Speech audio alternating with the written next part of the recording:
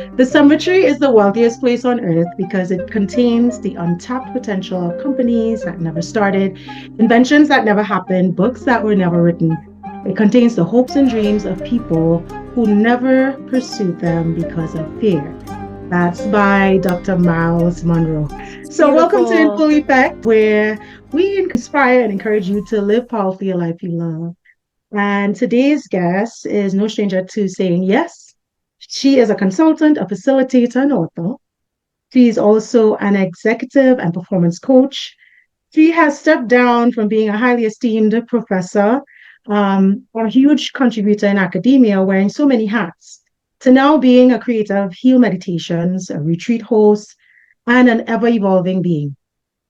She lives by the motto unlearn, heal, live big, which inspired the topic for today, the journey to saying yes. Please welcome Dr. Tanya Prewitt-White. Oh my gosh, thank you, Ashley. That was so You're welcome. beautiful. I'm grateful that you said yes. Of So course. perfect for today's topic. What does yes mean to you? Hmm. Yes means the things that feel good in my body, and in my spirit and my soul to do. They're things that are aligned with who I want to become in the future, um, my values, and who I want to be in this very short life I have here on this earth. Yeah, absolutely. There's actually statistic that shows that 70% of Americans are not happy in their jobs, in their careers. And only 25% actually believe that they know what their purpose is. So that's why I just had to share the quote that I first started off with because of, that dash in between our lives. Like, how are we filling that up? What are we doing? How do we want to be remembered? That kind of thing. So I felt like it was an important topic to start off with. Yeah.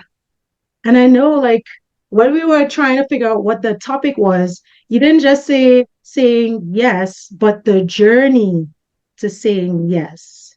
So tell me a little bit about your journey. Oh, wow. Okay. So let me name a few things. I was born in central Wisconsin to parents who had 11 floral shops. I am white. I'm cisgender. I have a PhD, all the things. And I think growing up, I'm also 5'3" and I played basketball. And so growing up, it was like hustle, hustle, work, work, prove, overproduce, overcreate, with very little space for reflection, rest, just being, and really deeply thinking about why am I here? Yeah. And so, if I'm really honest, I know I thought about this in preparation, but I really appreciate honesty in others. Is my undoing began when my father passed away suddenly without a goodbye. And, I was in a job where a position, I was a chair of a sports psych program, a master's program, and I was working a lot. I can remember being in Chicago and I would be on the train by 6 a.m. To work, working the whole day, then maybe get home by 7. My husband would make something to eat, I'd work out, and then I'd work until I went to bed. And that was really the cadence of my life. And I had a little baby growing inside me, my firstborn. And I remember saying to my dad, like, I can't keep this up, this pace. And I love my career, but I have this human. And my dad said, "Oh, there'll be something else for you." And I didn't know, but my dad passed away. And then suddenly, in a month and a half later, I had my son. And I hadn't quite undone things, but I knew there was something more to life. I'm like, I could be gone tomorrow, and I am, and I loved what I did until I didn't really. But the reality was all the people I was serving and scrambling for were never going to love me back. So it was really a recentering on my family being the most important thing, being a good mother. My husband, God bless him, he was getting the last bits of energy that was left of me, those types of things. So I took a different position in academia, which began at being like less work until it grew to being a lot of work, and then had some toxic experiences. And I just decided I could either keep living this life that I had thought I had wanted forever, get a PhD in sport and exercise psychology, become a professor, do consulting work, all these things. And it wasn't filling me up any longer. And in fact, it was draining me. I felt like I could do it in my sleep. And so I knew it was time to change. I gave myself 1 year to save up some money, to be pragmatic. I'm not always the most pragmatic human being. And when I say that with love. Like, I believe that that I have an inner knowing and I generally follow it. So that's also how I say yes. But I resigned, and then I just have been on this journey to create a life that I'm in love with, that I can have space and time for my family and my friends and causes that really matter to me. Well, what I'm hearing is that the yes is not finite. That's why I guess it's the journey. It's Yeah. always the ebbs and flows and going with just what it is. How do you know what to say yes to? Well, let me answer this. So the pivotal moment started. So like, I think it's been a long journey, right? I think the pivotal moment of like, oh, I want to change some things in my life was my father's death, right? Right. And then if we fast forward 5 years, I'll just be transparent. There was a student at a university who was threatening my life and physical safety, psychological safety of me and four other female faculty. Um, and the institution didn't support us. And, I was starting to grapple with what am I doing here? Why am I doing the things I'm doing? And I started really a healing journey. That's when I went all in and meditating. I started to journal. I started to read my journals and record them. And I think those are the moments. It's just been this complete, like, let me say yes more to the things that I love and that are reciprocal. So, I think like I can give a lot of energy in this world to people, to causes, to humans, to clients. But I also want to be in spaces where there's energy being poured back into me. And I think that is when those are the things I want to say yes to. When it's mutually beneficial, the things that I'm doing in this world, not just for me, but for a greater good. And those are the things that I try to say yes to. And I sometimes say yes to the wrong things. And then I know deep inside, I'm like, I don't really want to be here, or I Mm, don't feel fully welcome here. And I know, and so I'm learning the sooner I know, than to be proactively find ways to undo and to also disappoint some people and say, you know what, I've overcommitted myself. This isn't aligned to where I'm going and moving, which is men getting off of boards, right? Things that were mm, responsibilities, big R, right? yeah, Saying like, I'm invested and I care about this work, but this is not my space any longer. got it, got it. So far what I'm hearing is journaling, um, acting on what aligns and feels best for you. Um, and then just being honest with the situation and current situation that you're in, Yeah. right? So getting real with this is not working. And I guess it's a habit for us to stick with what's safe. And that's a big step that you had to take to step down in the role and the position that you were in and the huge responsibilities you had. And for you to say, this is not working and I'm going to change paths. Yeah. And I think it's so important for people to get that because there are lots of people like you. There are lots of people Yeah. like you, right? The what ifs, or I'm not good enough, or I'm not qualified, or I'm not. I would say that those are self-limiting beliefs. And I want to name, I had them too. I had a really dear friend probably a year before I even resigned from academia or thought about it. There was actually churnings happening. And I remember talking to a dear friend and saying, like, I just don't think this is it. And she said something very wise. She said, what if you would just give yourself the opportunity to imagine you've left academia? I couldn't even go there. And my yeah buts were, what about my 401k, right? What about my retirement? What about my salary? What about stability and security? And I got to a point that it's like such an act of trust. That stability and security was somewhat also made up in my own head, that I could have stability and security doing other things. I could change my lifestyle. It really became a matter of how much do I want the life that I say I want. because the reality is I could have been an academic for another 20 years and my life would have been good.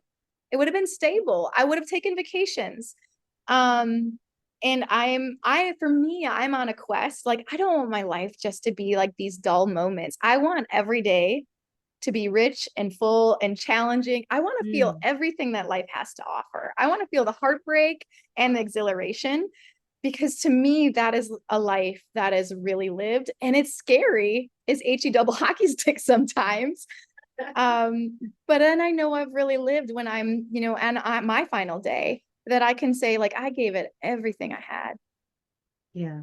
And I believe you too, because you lit up when you were just talking about the creation of that life. Again, the studies also show that living a life that is purposeful lengthens your life, right? Mm-hmm. So we have so much opportunity to create those rich moments. And I just feel like sometimes we get so fixated on what ifs and we miss out on the grand opportunities. Every book we've read was once an idea. Every Yeah. architectural structure we move in or we look at was once just an idea. Like all of these things were just once an idea. And it is the people who are brave enough to say, I'm going to try Mm, that. Like, I'm going to go ahead and see if I can build that, create that, write that book, make that movie. And those are the people that are going for it that I think that it's not that it's always, but that's probably for me, that's the fullest life. Like, let's see what I can co-create with other people, the universe, so that yeah. it's not just me in this stagnant experience, living day in and day out, going to bed, getting up, doing my work, and not feeling fulfilled. Yes, the monotony is what scared me. But as you say, day in, day out, like I kept thinking about this cannot be life. Like I need to get out of the rat race, need to get out of this cycle because I just didn't feel happy and like fulfilled within my own self. So it's just like just plunging and taking chances and then learning along the way.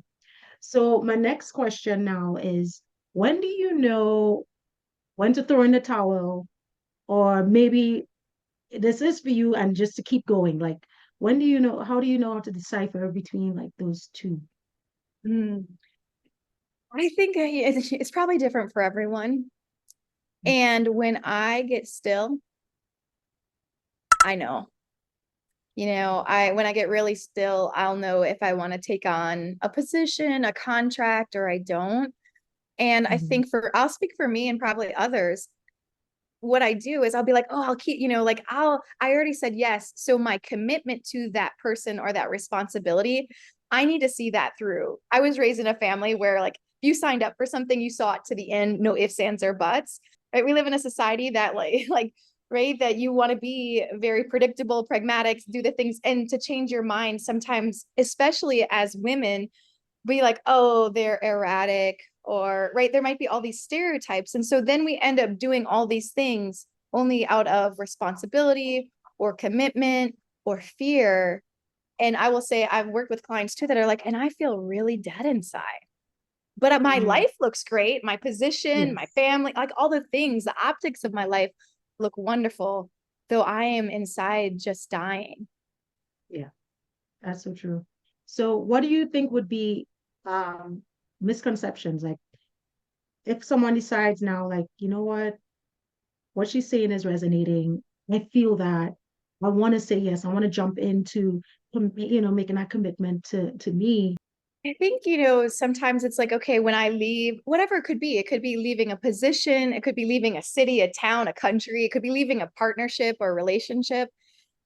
Sometimes we think it's just going to be easier. And sometimes that is the experience for Mm, people. It's like, oh, a huge weight is lifted and they like walk into another universe of their life, right?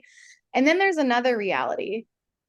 Another reality is it can get harder, right? When we're mm, choosing our best life, when what it is we really want, it can be long and arduous, and there's setbacks, and I think it's not all ponies and butterflies and rainbows.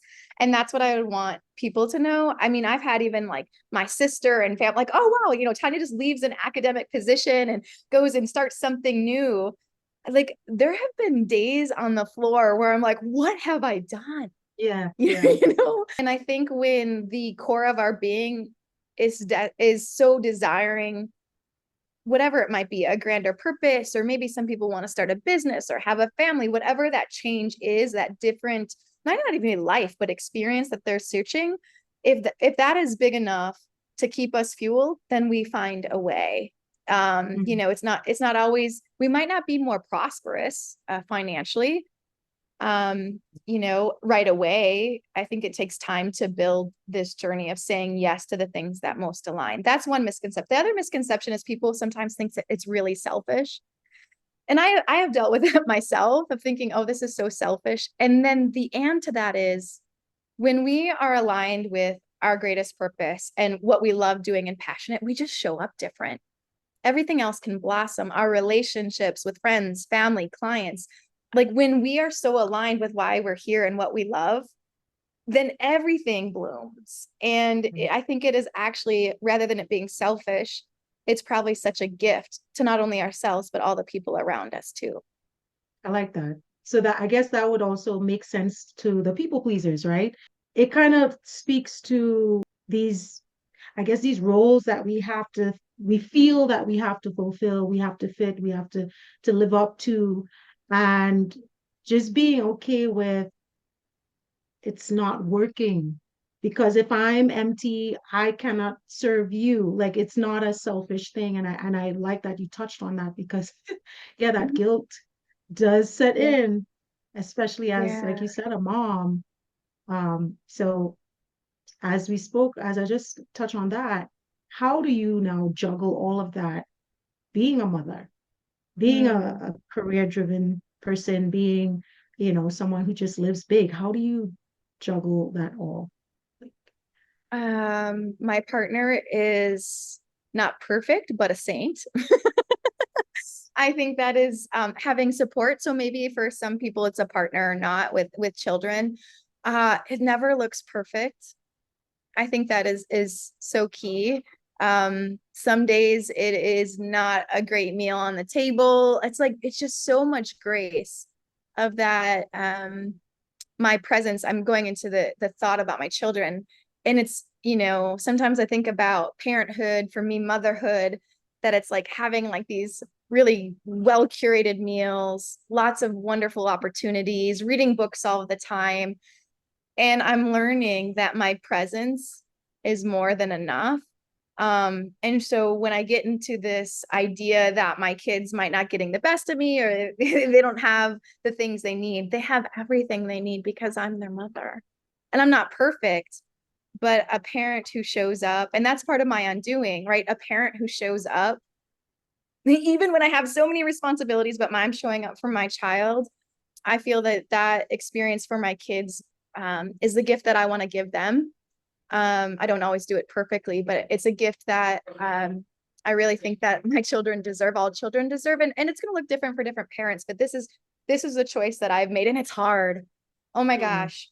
When I have to travel, when I'm away, yeah, yeah, or if I have client meetings after 3 and my son's like, you're always working. And I'm like, oh, baby doll, I am not always working. yeah, But so I think trying to find that balance of, I want my children to know that they can go accomplish their dreams too. And so by me doing that is modeling it, and then also trying to be very present when they're here. And that can be so hard. And yeah, I'll just name, I have two very active young boys. And so it's a bit wild. Like it's funny. yeah. People are like, "Oh, you meditate. You seem so calm." Well, I would love them for them to come over when my husband's like, "Oh, Tanya, you better go meditate. You know, you need to take a break." And my children will sometimes tell me like, "Mama, I think you need to go meditate." And I'm like, "Yes, I Oh, do." Right? It's so God. wonderful. Or Mama, take a Yeah, breath. So I'll be the first one to that's say great. like, yeah, that parenting for me has probably also been a part of my saying yes to myself as well as my family. Started saying no one will supersede my family in this life, because everything for me, everything feels like it wants my time, my energy. And so having to be really grounded with those priorities is a part of saying yes to what I want my life to look like. Yeah. I like that you mentioned that your kid's now on board to helping you ground yourself. Yeah, right. And that just goes to Mm. show, like, when you step into your purpose, right, you automatically, people see you in that way and they kind of like support you in that journey unknowingly, right? Yeah. So it's kind Yeah. of, how that happened because you spoke about the support of your husband, but also the kids are supporting you in a way that you They probably are. just didn't even think about. And that's pretty neat that, yeah, mom, take a break, go meditate. That's just been your practice and how you lived your Yeah. life. So you're speaking, you're talking the talk and you're walking the talk too. So you're doing it. Yeah, I'm that's good. trying. I'm trying. Well, you're doing it because people are enrolled and on board and getting you there too, just by Yeah. how you're actually living your life and the actions that you've taken so far along the way. So it's like, I know mom to meditate. Go ahead, mom, go meditate. That's so cool. That's cool. All Oh, right. yeah. So let me see. My next question is, what are the steps that we can take to unlearn and how do we overcome? I'll think of like one tangible tool that I've worked on and that I help clients work on. So, especially for those of us who are maybe overcommitted or we're people pleasers and or we need affirmations. I'll use this as an example. Do you have siblings, Ashley? Yes. Okay. So, let's say you want to call one of your siblings, right? To say because you had an interesting conversation with a parent. Right. And so, get on the phone, like, hey, I want to tell you like this and this and this happened. And like these urge to seek confirmation, to be heard, to be seen, like all of those things, which is a natural human experience, right?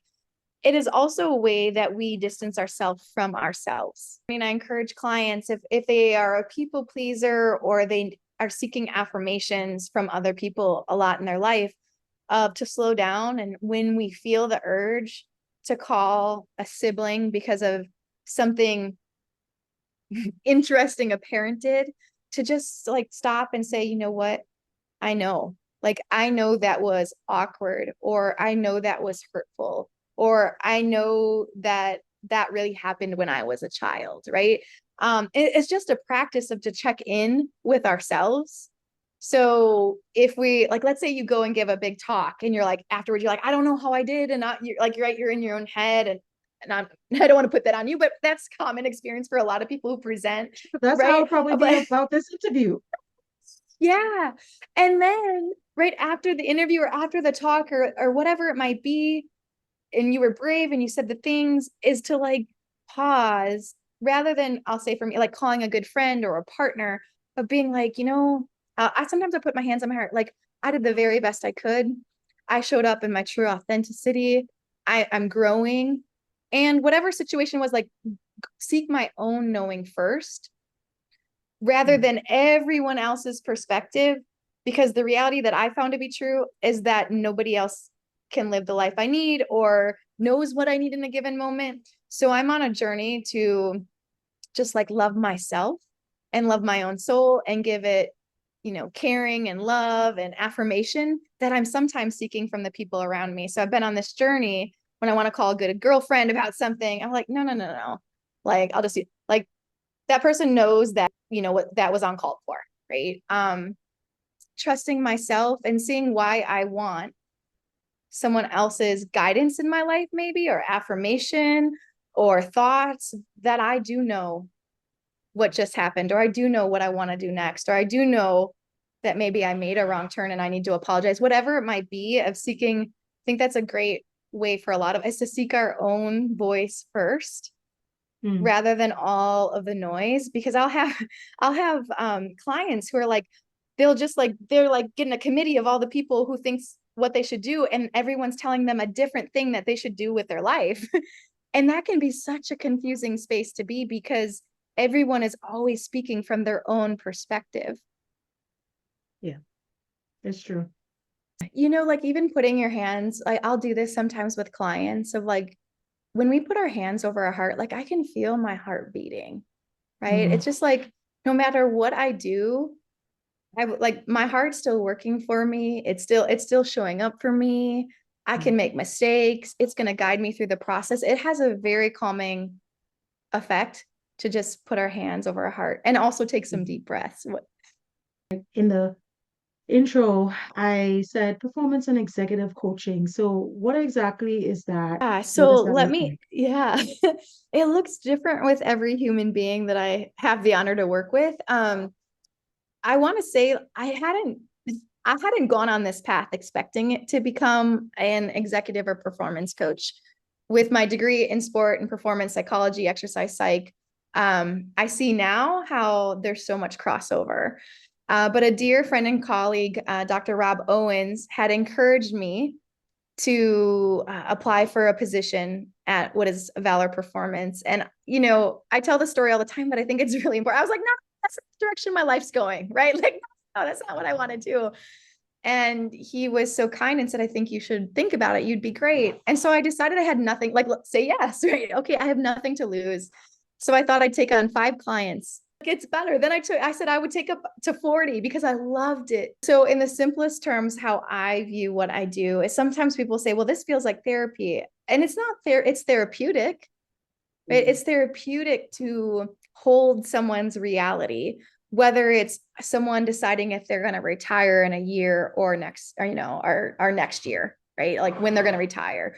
It's holding someone when they're getting ready to have a really difficult conversation with a colleague or a boss, right? It's like holding that experience and having the person seek their answers. I think that's what's unique for me is I want them to know every client I work with is yeah, we can create a guide of what you might do, and you get to choose. You get to take the lead on where you're going next. So it's really coaching for me is this process of asking a client what is it that they need today, or what is their outcome 3 months from now, and let's work towards it. So it can be everything from maybe someone needs increased confidence. Maybe someone needs to realize how to call in and call out people in meetings. It can be all these different things. For some women, it's how do they create more balance, the idea of balance, right, within their life, feeling that they're more pulled towards work than their family. And so it's really just being present with a human and guiding them on their journey where sometimes they lead, sometimes I'm right behind, sometimes I'm nudging. Like an example was today, I told someone that I think that they really need to just take the reins of their life, that life was happening to them. Their perspective was everything was happening to them, and then showing them from my perspective the autonomy that they had and the power that they had to make different choices. So it's a little bit of everything. And I do a lot of motivational interviewing and use some skill sets that have a background in therapy, but I'm certainly not doing therapy and I love to refer out. So if any counselors or therapists are watching this, please let me know because I love to refer out when things are deeper. Cool. That's good to know. So since we're on the coaching topic, if someone is looking at this right now and you can tell them one actionable step they can take, or maybe two, I don't know, whatever you feel called to respond to, that they can take to embark on this journey of saying yes, I what would you say? love this. For someone who wants to start saying yes to their life, I would have them journal out. It could be a year or 5 years from now, their ideal life. Who's with them? What are they doing? How do they feel? Right. And just like to get our mind and our right to get ourselves into that space, it's a way, a form of manifesting it, right? We're like, oh, this is what I'm intending for. And so even if it's 5 to 10 minutes, envision it, feel it, notice what sensations they also are having in their body. And then after doing that, I would start back like, okay, what's one step that gets you there? Right. And Mm, so I think a lot of times in change, a lot of us want to do a 180 change, like we're a whole new human being next year or right. tomorrow.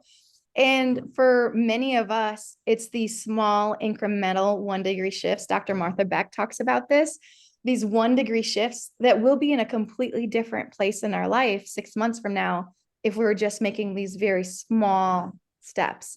And so let's say someone wants to change jobs, right? The first step might be just like looking at their finances to Yes. see, oh, I might take a pay cut, those kinds of things. For someone else, it might be, I need to update my resume. And so it's just each day, each week, okay, what's the next step? So that when we get to the mountain in front of us, it doesn't feel like a mountain. It just feels like a small, gradual climb. Yeah. And I think that generally it's the mountain that is intimidating for people because we see the mountain of where we want to be a year or 5 years from now. And we're not thinking it's just a bunch of small steps. And so having Yeah. an accountability partner, speaking it to people, saying the things that you want to declare over your life for your life in the future is so powerful. Yeah. Yeah. I'm that person who I warn people, I'm like, if you don't want me to know your dream or what you're up to, don't tell me because I will nag. Yeah. Nag like, so how's that coming along? Did you do this? And it, sometimes they seem to be taken aback or just probably shocked that I remembered or seem to feel like overwhelmed, just like you're talking about the mountain. And so, yeah, I'm that friend who will nag, and it's because I just see potential in people, right? Those are some really good tips. Thank you for There's that. another one that came as I was listening to you. There's another great one. Mel Robbins, it explains like you have two columns on a paper, and you ask the person on the right hand column to write like what they were doing when they felt the best in their life. What was their routine? Who were they around? Where did they live? All of these things on Yeah. one side. And then on the other Yes. side, you have them write down what is their current routine? What are they Mm. doing? And so then they're looking for where there's discrepancy and where there's alignment. And so it's like, Mm. oh, for some people, it's small shifts of like, oh, I need to get back to working out at 6 a.m. Right. And they're like, that Right. will change the flow of my The entire mood, day. yeah, Yeah. And yeah, so that's another thing that can be really helpful for people to like have it. There's something about seeing it right in front of you, like, oh, I know exactly what I need to do now. For some folks, yeah. others maybe not. So for the person who's not visual, then, so for that person, because for me, I've been avoiding journaling only because I'm impatient and I'll sit down Mm. and I'm also like ADD kind of, this is self-diagnosed by the way. My mind just does not stay still. Like I'm always thinking about something else. So I'll be in the middle of writing and I'm like, oh, I was supposed to do that. And then I totally forget. And then I'm like, journaling is not for me. So I just kind of like throw it Yeah. out the window, but it makes sense to journal. But at the same time, it's like, okay, so there are people with different impairments or different needs. And Yeah. how do you now coach someone like, wait, Yeah, yeah. If someone doesn't want to write it down, there are people who would rather talk it out. So I've been with clients where I'm like, mm, tell me everything, like brainstorm with me, and I'll be their transcriptionist. And so they'll share all the things and then I'll read it to them. And sometimes it's like, wow, I said that. It's like, yeah, these are the things that you said. So I think like talking it through with processing it with other people can be helpful. And then the other reality is I've had clients who are like, okay, I'm going to do that activity, but I'm going to go for a walk, right, or a hike for an hour. And I'm going to think about it as I'm moving for really kinesthetic people. And then I'm going to come back and I'm just going to jot the most pertinent ideas or do a voice to text, right? And like put it into my phone. And and then I'll have it transcribed. That's perfect, yeah, right? The means to getting there, it's just getting ourselves to a space where we can really feel and envision what it is we want for our life. yeah. As you spoke about going for a walk or whatnot, I realize most times if I sit down to think about it, it doesn't come to me. But I will be doing something, I'm like, oh my God. And then I don't have a book or I don't have a recording device or I don't have anything. And then I'm trying to remember until like, I reach somewhere to write it out. But most times is when I'm doing something else is when I have ideas. All the time. So All I'm the glad that time. you pointed that. So I'll stay ready next time. I'll be armed with my handy dandy notebook or my Yeah. pen. So thank you So for that good. tip. Yeah. You have a retreat coming up. Yes. I'm so Okay. excited. How did Yes. this come about? Because you're doing so many different things. I'm curious to know how you came up with this retreat. Yeah, so I was with a friend and I had told her we were kind of dreaming together and I told her for a long time I really wanted to do a retreat. It's something I've wanted to do since I was in grad school. This is the power of having good people in your life. My friend Dr. Leisha Carter said like, "What are you waiting for? Like, why don't you just do it?" Why don't I just do it? And so the next step was, well, let's just see if I can find an Airbnb. And my thought process with that was I'll share this. Everyone who knows me knows I'm not a great cook. Like I will burn anything, I will ruin any recipe. But that was the step of like, okay, let me find a space. And we were able to find Thatch Key in Belize and everything. It's just like taking the next step. You got on a call with the recruit coordinator. Okay, these are the dates. It's November 6th through 10th. And then just started trying to build a team of women to co-facilitate and to join and give some talks. So we have Dr. Ashley Huffman, who used to be previously in her previous role was the former State Department of the United States in sport diplomacy, is going to be co-facilitating things. We have Dr. Shaniqua Jones, who is on a restorative justice healing journey, who's going to be sharing aspects of her story and wisdom. And then we have Nini Lee out of Barcelona, Spain, who's coming. And I will say, I don't know if Nini would claim this, but a meditation guru, very calm, healing presence, who's going to do tea ceremonies and or workshops for us. And we have women who are signing up, and I'm so excited. It's going to be amazing because of the community of women we'll have there. Yeah, it's so Kudos to great. saying yes and Yeah. living big and taking that chance. Well, we were doing some dreaming. Like, what is it that we wanted for the Okay, next year? This is like, these okay, are the kind of friends I have in my life. Like, what is it that we nice. wanted to be calling in for the next year? What were our goals? And I said, I've wanted to do this for a really long time.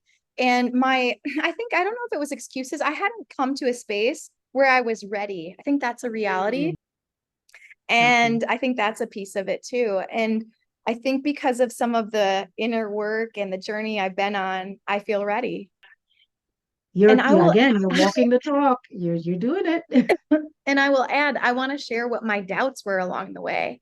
Yes, Right. I please. mean, I started with like, oh, let's go to, yeah, I didn't think an island, like a private island in Belize. That's not where my mind was at. My mind was like, Okay. let's go to an Airbnb, in Arizona or maybe Costa Rica. Right. And then Mm-hmm. it just kept evolving. And I think one of the things that I've learned is that sometimes things can be easy. When something is meant for us, Got it. we do not have to push. We don't have to grind. We don't have to overproduce like all the things in my previous story of my childhood. And that has been such the lesson for me. It literally was like, oh, let me get on a call. And my fear was I would never be able to afford a down payment, right? I had some of my own self-limiting beliefs. But I made the call anyway, and I made the call anyway. And then there's just been these women, that are co-presenting, and then women who are signing up that are saying yes. And so I think when we are in alignment, that's when we don't have to do like all of the grind and the hustle. And that's countercultural. That's a form of resistance, right? I think even saying yes to our journey, saying yes to what we want most is an act of resistance. What is it really about? Oh, so it's Soulful Women's Retreat. Mm-hmm. For women who I perceive, so the subtitle is Live Empowered, Fierce, and Free. The process truthfully was, right, I figured out, okay, I have a space where it's going to be at Thatch Key, and it's going to be November 6th through 10th of 2024. I got on a call with my friend, Dr. Ashley Huffman. And this is, again, we have to, if we're going to say yes to things, we have to have good people in our lives. And Dr. Ashley Huffman was like, I'm coming. I'm going to sweep the floors. I'm going to help you in any way I can. I want to help you succeed. That's how, like, I don't want to do it alone. I actually really want to build a collective of women. And then in full honesty, Nini Lee is one of my guides in this life, who has transformed my life on my journey.